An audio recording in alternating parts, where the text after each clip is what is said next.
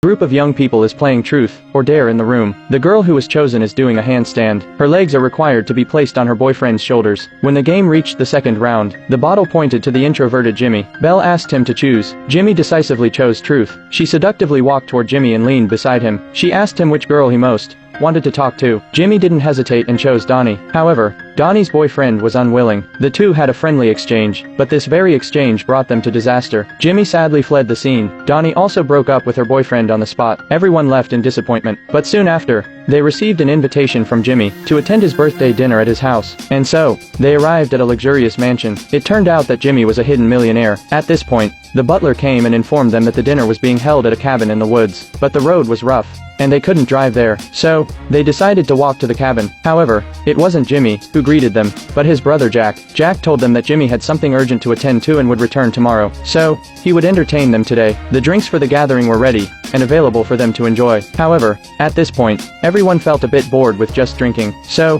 they decided to play truth or dare again. At first, everyone was having a good time. However, at this point, Jack voluntarily spun the bottle to point at himself. Then, he chose truth, but the words he said next terrified everyone. He said Jimmy had gone to meet God, and it was in this very cabin.